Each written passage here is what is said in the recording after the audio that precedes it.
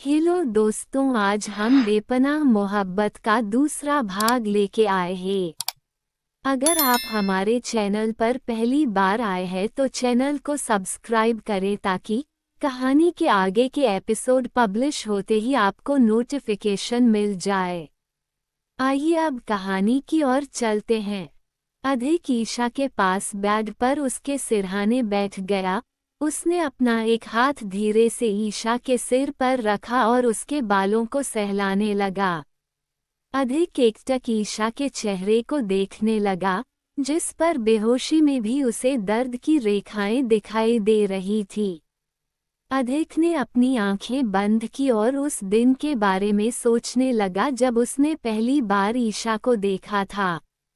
Flashback 4 महीने पहले अधिक अपनी गाड़ी में अपने ऑफिस जा रहा था, जब भीड़ की वजह से उसकी गाड़ी बीच रोड पर रोकनी पड़ी। शक्ति ने गाड़ी रोकी तो अधिक जो पीछे बैठा था वो उसे देख बोला, क्या हुआ, गाड़ी क्यों रोकी? सर आगे जाए लगी है। शेरा, देखो तो जरा क्या हुआ है। शेरा ने हमें गर्दन हिलाई और गाड़ी से उतर बाहर चला गया। उसने भीड़ में निकल आगे जाते हुए देखा तो बुजुर्ग महिला रोड पर जख्मी हालत में पड़ी हुई थी। लोग उसके गिर्द भीड़ इकट्ठी कर खड़े थे पर कोई भी उसकी मदद नहीं कर रहा था।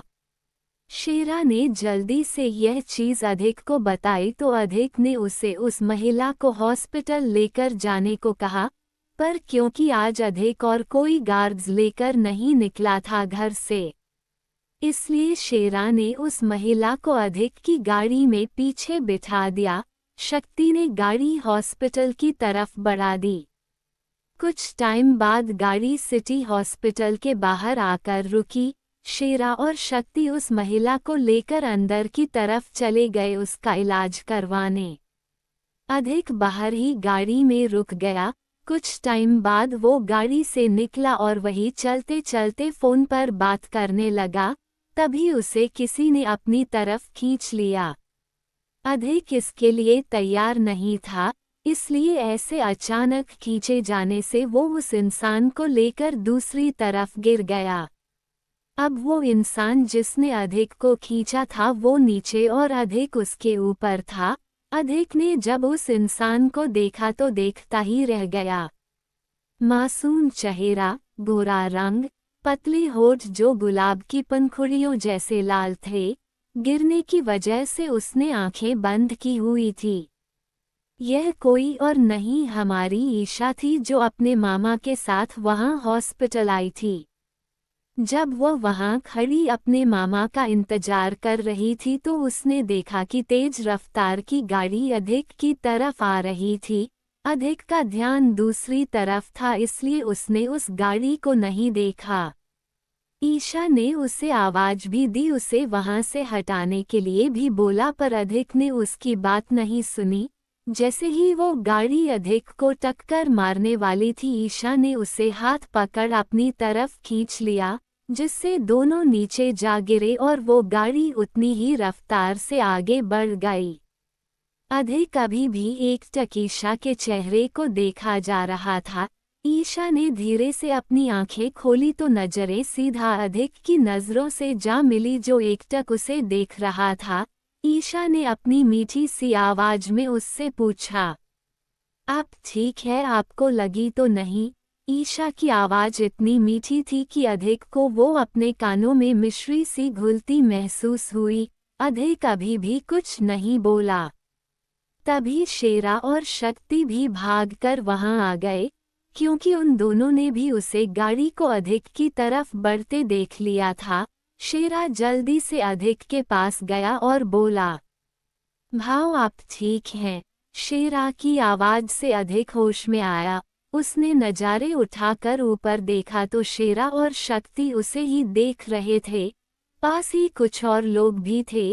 फिर अधिक ने ईशा की तरफ देखा जो उसके भारी भरकम शरीर के नीचे दबी हुई थी। अधिक जल्दी से उसके ऊपर से उठकर खड़ा हो गया। ईशा भी जल्दी खड़ी हो गई। तभी शक्ति अधिक को देख बोला, आर यू ओक बॉस? अधिक ने उसकी तरफ देखा और हाँ में गर्दन हिला दी। तभी उसने ईशा की तरफ देखा तो वो अपनी जगह पर नहीं थी। अधिक ने अपनी नजरें इधर उधर घुमाई तो वो एक आदमी के साथ जाती दिखाई दी जो उसे कह रहा था, मैंने तुम्हें वहां खड़ी होने के लिए कहा था तो तुम यहाँ क्या कर रही हो? मैं वहीं खड़ी थी मामा जी, पर आप बहुत टाइम तक आए नहीं इसलिए मैं आपको ढूंढने के लिए इधर आ गई। अधिक बस उसे खुद से दूर जाते हुए देख रहा था। अधिक ने उस आदमी को नहीं देखा था क्योंकि उसकी पीठ अधिक की तरफ थी। फ्लैशबैक एंड उसके बाद अधिक ने ईशा को ढूंढने की बहुत कोशिश की पर वो उसे नहीं मिली। मिलती भी कैसे, उसके मामा मामी ने कभी उसे घर से निकलने ही नहीं दिया था। उसके बाद शादी भी ऐसे इंसान से हो गई जिसने उसे एक कमरे में बंद कर दिया और अधिक उसके बारे में कुछ भी नहीं जानता था, ना ही उसका नाम ना पता, बस एक बार देखा था। अधिक ये सब सोच ही रहा था जब उसे किसी के बड़बड़ाने की आवाज आई। अधिक ने ईशा की तरफ देखा जो नींद में ही बड़बड़ाते हुए अपने हाथ और पैर हिला रही थी। अधिक जल्दी से उसके नजदीक हुआ और उसके माथे को सहलाते हुए उसे शांत करवाने लगा। अधिक ने देखा कि ईशा के जिस हाथ में ड्रिप लगी थी उसमें ही हिलाने की वजह से खून निकलने लगा था और उसके पैरों की पट्टियां भी लाल हो गई थी। अधिक उसे शांत करवा रहा था पर वो शांत ही नहीं हो रही थी, बस एक बात ही बड़बड़ाते जा रही थी, मत मरो प्लीज, मुझे मत मारो, दर्द हो रहा है, प्लीज छोड़ दो। अधिक ने जब देखा कि ईशा शांत नहीं हो रही है तो उसने उसे उठाकर अपनी बाहों में भर लिया और उसके बालों को सहलाते हुए उसे शांत करवाने लगा। कुछ टाइम उसकी बाहों में कसमसाने के बाद ईशा शांत हो गई, पर बेहोशी में भी उसकी आंखों से आंसू बह रहे थे। उसकी ऐसी हालत देखकर अधिक को बहुत तकलीफ हो रही थी। उसको ऐसा महसूस हुआ कि जैसे उसके दिल में बहुत दर्द हो रहा हो। अधिक ने ईशा की तरफ देखा जो अब शांत हो गई थी, पर दर्द और एक डर चेहरे पर अब भी बरकरार था। अधिक ने उसके माथे को चूमा और बोला, वायदा करता हूँ जिसने भी आपकी यह हालत की है उसे इतनी तकलीफ दूंगा कि वो अपनी मौत की भीख मांगेगा, पर उसे मौत भी नसीब नहीं होने दूंगा। इस समय अधिम का चेहरा गुस्से से लाल पड़ गया था। उसके हाथों और माथे की नसें उभर आई थी। उसने धीरे से ईशा को बिस्तर पर लिटाया और फिर नर्स को बुलाकर उसकी ड्रेसिंग करने के लिए बोला और खुद नीचे चला गया। शेरा और शक्ति नीचे ही उसका इंतजार कर रहे थे। अधिक जाकर वहां रखे एक सोफे पर बैठ गया। उसके बैठते ही शक्ति ने एक फाइल उसकी तरफ बढ़ा दी। अधिक ने वो फाइल ली, उसमें ईशा की इन्फॉर्मेशन थी जिसे अधिक ने पता करने के लिए कहा था। अधिक ने उस फाइल को खोला तो पहले पेज पर ही ईशा की खूबसूरत सी तस्वीर थी जिसमें वो मुस्कुरा रही थी। अधिक ने उसकी तस्वीर पर हाथ फेरा और मुस्कुरा दिया। तभी उसने नीचे लिखा नाम पढ़ा, ईशा अग्निहोत्री। अधिक ने उस नाम को पढ़ा और धीरे होठों में बुदबुदाया, ईशा। ईशा का नाम लेते ही अधिक के चेहरे की मुस्कान गहरी हो गई और दिल की धड़कन बढ़ गई। कुछ टाइम ईशा की फोटो को देखने के बाद उसने आगे पढ़ना शुरू किया, पर उसमें नॉर्मल सी ही इन्फॉर्मेशन थी। उसकी शादी की कोई इन्फॉर्मेशन नहीं थी। बस हाँ, उसके मामा मामी उसे कैसे टॉर्चर करते थे यह जरूर लिखा था। अधिक ने शक्ति की तरफ देखा तो शक्ति उसकी नजरों को समझते हुए बोला, बाकी कुछ भी पता नहीं चला कि उनकी यह हालत कैसे हुई है। हाँ, पर इसमें उसके मामा और मामी का हाथ जरूर लगता है, क्योंकि जितना उनका मामा सीधा बनता है उतना है नहीं, कुछ तो झोल है। अधिक ने उसकी बात सुनी तो फाइल को साइड रख बोला, तो फिर देर किस बात की, उठाओ इसे और पता करो कि क्या झोल है। शक्ति ने हाँ में गर्दन हिलाई। तभी ऊपर से चिल्लाने की आवाज आई जो ईशा की थी। अद्विक नीचे बैठा शेरा और शक्ति से बात कर रहा था जब उसे ऊपर से ईशा की चीख सुनाई दी। अद्विक के साथ साथ शेरा और शक्ति भी घबरा गए। अद्विक जल्दी से अपनी सीट से उठा और ऊपर की तरफ भागा। शेरा और शक्ति भी उसके पीछे ही ऊपर चले गए। अद्विक रूम में पहुंचा तो देखा कि ईशा को होश आ गया था, पर उसने अपने हाथ की ड्रिप खींच कर निकाल दी थी। वो बिस्तर से उठकर रूम के एक कोने में खड़ी हाफ रही थी। हाथ में एक वास पकड़ा हुआ था जिससे वो नस को अपने पास आने से रोक रही थी और नस उसे शांत रहने के लिए कहा रही थी, पर ईशा तो उसकी बात सुन भी नहीं रही थी। ईशा के हाथ से खून निकलकर जमीन पर टपक रहा था। वहीं उसके पांवों की पट्टियां एक बार और खून से सन चुकी थी और वो यहाँ पर खड़ी थी। उस जगह पर खून ही खून लग चुका था जो उसके पांवों से रिस रहा था। उसकी ऐसी हालत देख अद्विक घबरा गया। वो जल्दी से उसके पास गया, पर ईशा ने उसे वास मारने का बोल रोक दिया। अद्विक उससे 10 कदम दूर ही रुक गया और उसे देख बोला, ईशा प्लीज शांत हो जाओ, कोई तुम्हें कुछ नहीं कर रहा है, प्लीज तुम शांत हो जाओ, देखो तुम्हारे हाथ और पैरों में से कितना खून निकल रहा है। अद्विक की बात सुनकर ईशा ने उसकी तरफ देखा और थोड़ी शांत हो गई। वो गौर से अद्विक को देख रही थी जैसे पहचानने की कोशिश कर रही हो। उसे शांत देख अद्विक धीरे से उसकी तरफ बढ़ा। अद्विक उसके पास पहुंचा और धीरे से उसके हाथ से वास ले लिया। पता नहीं क्यों, पर अद्विक को देख ईशा शांत हो गई थी। अद्विक ने उसे धीरे से अपनी गोद में उठाया और ले जाकर बेड पर बिठा दिया। अद्विक ने उसके हाथ और पांवों को देखा जो खून से भीग चुके थे। ये देख अद्विक के दिल में टीस सी उठी। उसने नस को इशारा कर ईशा की ड्रेसिंग करने को कहा। जैसे ही नस ईशा के करीब जाने लगी, ईशा फिर पैनिक होने लगी। ये देख नस अपनी जगह पर ही रुक गई। अद्विक ने ईशा की तरफ देखा और बोला, रिलैक्स, वो बस ड्रेसिंग करेगी। ईशा ने नहीं में गर्दन हिलाई तो अधिक धीरे से बोला, मैं कर दूं। ईशा ने कुछ नहीं कहा, बस शांत होकर उसे देखने लगी। अद्विक ने कुछ पल उसे देखा, फिर नस से ड्रेसिंग का सामान लेकर खुद ईशा के हाथ और पांवों की ड्रेसिंग करने लगा। उसने पहले ईशा के हाथ की ड्रेसिंग और फिर उसके पांवों की। जैसे ही उसने उसके पांवों की खून से भीगी पट्टी निकाली, अद्विक ने अपनी आंखें बंद कर ली। क्योंकि ईशा के पांवों के जख्म और गहरे हो गए थे, उसके पांवों के नीचे की स्किन पूरी निकल चुकी थी और पूरे पांवों से खून निकल रहा था। अद्विक धीरे धीरे उसके पांवों से खून साफ करने लगा। उसने ईशा की तरफ देखा जिसके चेहरे पर कोई भाव नहीं था। वो बस खाली आंखों से अद्विक को देख रही थी। अद्विक ने धीरे धीरे उसके पांवों से पूरा खून साफ किया और फिर उस पर मलहम लगाने लगा। वो बीच बीच में ईशा को देख रहा था कि कहीं उसे दर्द तो नहीं हो रहा, पर ईशा बस भावहीन ऐसे ही बैठी हुई थी जैसे उसे दर्द का एहसास भी ना हो रहा हो। होता भी कैसे, बचपन से तो बेचारी इतना दर्द झेल चुकी है कि अब दर्द का एहसास होना ही उसे खत्म हो गया था। जैसे अद्विक ने मलहम लगाकर उसके पांवों पर वापस पट्टी कर दी। उसने अपने हाथों को देखा जिन पर खून लगा हुआ था।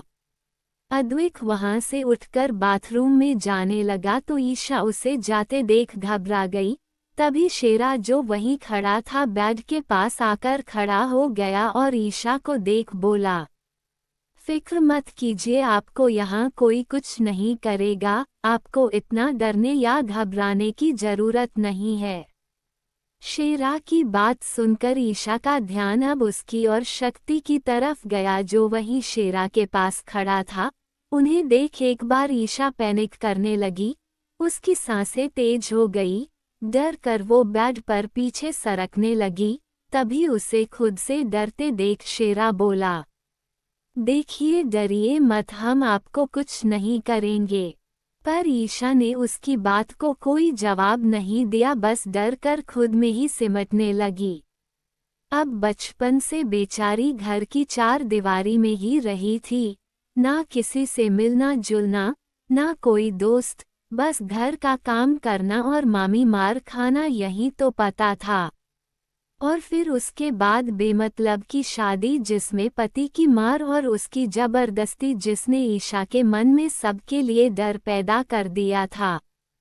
तभी अद्विक बाथरूम से बाहर आया। उसने ईशा को ऐसे डरते देखा तो जल्दी से भाग उसके पास गया और उसके पास बैठ उसके सिर पर हाथ फेरते हुए बोला, क्या हुआ ईशा, तुम डर क्यों रही हो? कोई तुम्हें कुछ नहीं करेगा, मैं हूँ यहाँ, फिक्र मत करो। अद्विक की बात सुनकर ईशा ने अद्विक को देखा और फिर एक नज़र शेरा और शक्ति को देख फिर अद्विक को देखने लगी। अद्विक ने उसकी नज़रों का पीछा कर उन दोनों को देखा और फिर ईशा के हाथ पर हाथ रख बोला, वो तुम्हें कुछ नहीं करेंगे, भाई हैं वो मेरे। ईशा ने कुछ नहीं कहा, बस उसे देखती रही। कुछ टाइम बाद अद्विक फिर बोला, तुम रेस्ट करो, मैं खाना मंगवाता हूँ, तुम्हें भूख लगी होगी ना। ईशा ने फिर कुछ नहीं कहा, बस उसे अपनी खाली आंखों से देखती रही।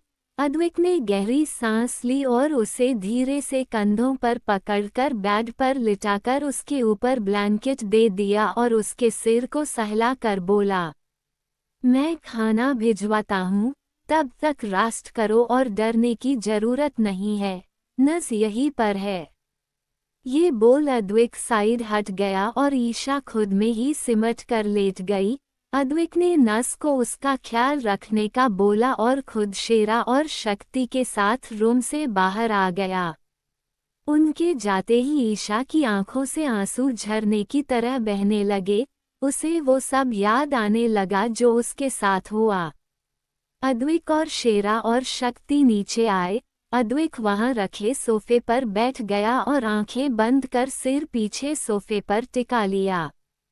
शेरा और शक्ति भी उसके सामने लगे सोफे पर बैठ गए। अद्विक ने अपनी बंद आंखें खोली तो वो पूरी तरह लाल थी और चेहरे पर भी बेहिसाब गुस्सा था।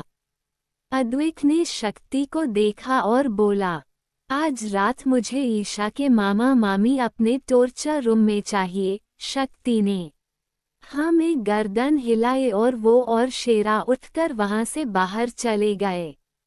वहीं एक बड़ा सा घर जो दिखने में बहुत खूबसूरत था, एक बड़ा सा गार्डन जो फूलों से महक रहा था। वहां की हरियाली और ठंडी हवाएं मन को सुकून पहुंचाने का काम कसती थी। वहीं अंदर लिविंग रूम में एक औरत और आदमी सोफे पर बैठे बात कर रहे थे। औरत ने कहा, पता नहीं कहाँ चली गई करण जली और उस आकाश ने हमारे नाक में दम कर रखा है। आदमी बोला, अगर ईशा जल्दी नहीं मिली तो हमारे लिए दिक्कत हो जाएगी। हम आकाश को क्या जवाब देंगे, तुम्हें पता है ना कि कितना पागल है वो लड़का। औरत बोली, पता है, तभी तो उस ईशा को उसके हाथों सौंपा था, क्योंकि मुझे पता था वो रोज उसे टॉर्चर करेगा। उस मनहूस को तकलीफ में देखकर मेरे दिल को तसल्ली मिलती, पर हमें क्या पता था कि वो मनहूस वहां से भाग जाएगी। और वैसे वो वहां से उस आकाश और उसके घर वालों की लापरवाही से भागी है। अगर वो उसे अच्छे से अंदर बंद कर रखते तो वो भागती ही नहीं। अब हमारी क्या गलती अगर वो भाग गई तो। ये बोल उस औरत ने बुरा सा मुंह बनाया। ये औरत और आदमी कोई और नहीं, ईशा के मामा मामी थे, मिस्टर प्रमोद सोलंकी और मिसेज वीना सोलंकी। ईशा के भागने की खबर इन्हें भी मिल चुकी थी, इसलिए यह बैठे उसी पर बात कर रहे थे, क्योंकि ईशा के भागने के बाद आकाश ने इन्हें परेशान करना शुरू कर दिया था। ईशा से शादी करने के लिए आकाश ने प्रमोद जी को मुंह मांगी कीमत दी थी और लालच में आकर उसके मामा मामी ने भी हाँ कह दिया और उस मासूम को उस दरिंदे के हाथों सौंप दिया था, जो रोज उसे मारता और अपनी हवस उससे मिटाता, पर वो बेचारी कुछ बोल भी नहीं पाती थी। आगे के एपिसोड सुनने के लिए बने रहे मेरे साथ। कहानी पसंद आई हो तो वीडियो को लाइक और शेयर करें।